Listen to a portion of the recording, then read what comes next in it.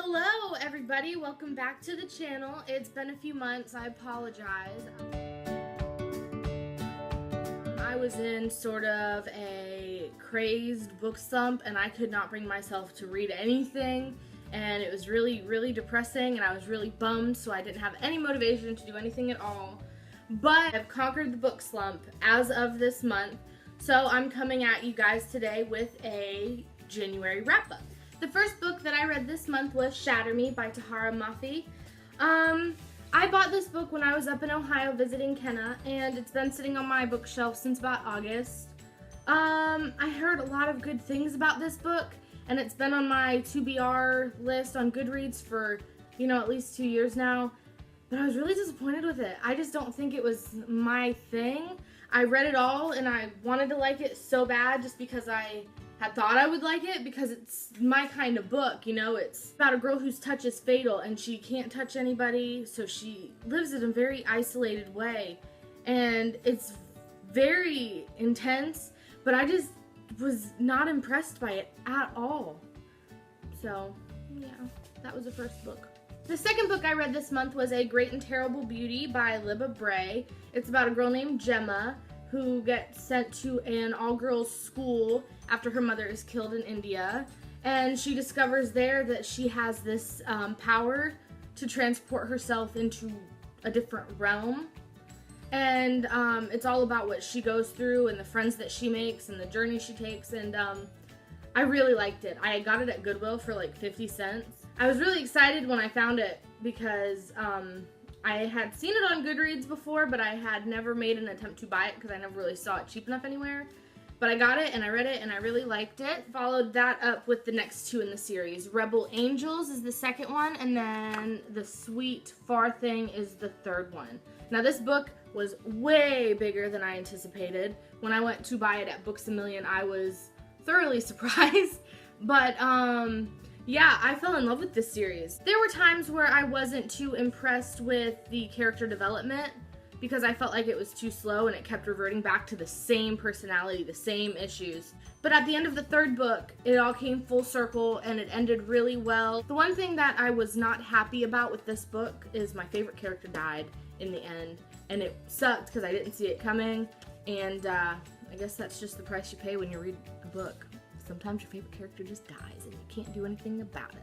The next books that I read are actually a trilogy. I read them last year, but sometimes when I read books, I read them too fast, and I like to go back and reread them like a year later just to see what I kind of missed. And I reread the Ruby Red trilogy by Kirsten Geyer. It's Sapphire Blue, Ruby Red, and Emerald Green. I think I have them in the wrong order. I do. But yeah, these books were incredible last year. They were incredible this year. The characters were still amazing, and I still loved them, and I have nothing but positive things to say about this series. The next series that I read is another reread for me. I'm a big rereader. I read things every chance I get because, if I liked them so much the first time, why wouldn't I read them again? Duh. It is the Raven Boys series. Now, I read this last year while I was visiting Kenna, and I read them really fast, like I did with the Ruby Red trilogy, and found a bookmark, and I loved them so much, and I'm struggling with them right now because my hands are too small to hold on the books. I discovered on Tumblr that the term for the Raven Boys group is the Gangzy, because the main character's name is Gainsey, so they're the Gangzy. I'm a very big fan of the Gangzy. I'm a Gangzy groupie, put it that way. I love these books. I love the characters in them. I love the storyline. I love all the historical stuff, which is surprising because I'm usually not a big historical person at all. But the way that Maggie Stiefvater wrote them and incorporated the history into them made it enjoyable for me. So that's a big thing. And yeah, I love them. I love them so much. The last book that I read this month was probably the book that I was most excited for because I've been waiting for it, and I couldn't buy it because I didn't have the money for it, and then I got a gift card for Christmas, and it's one of the first things I bought, and that is Winter by Marissa Meyer. This book ripped my heart out, but I loved it. It was amazing. I was so excited to read this book, but at the same time I was so sad because it's the end of the series, and that's always a very bittersweet moment because you get to see these characters finally you know, finish their journey and get to their end goal and succeed. But at the same time, it's the last thing you're gonna read about them from the author. It was very much a tumultuous roller coaster, the entire book was. Every couple of pages, I didn't know if they were gonna make it, I didn't know if they were gonna succeed, if somebody was gonna die. Probably my favorite in the series, next to Cress, because Cress was the book that got me like hook, line, and sinker. Like, I liked Cinder, I liked Scarlet, but Cress, I loved Cress. And then I was even more excited for Winter, and then I loved Winter. So altogether, it was a very great way to end a very great series, and I'm very happy with it.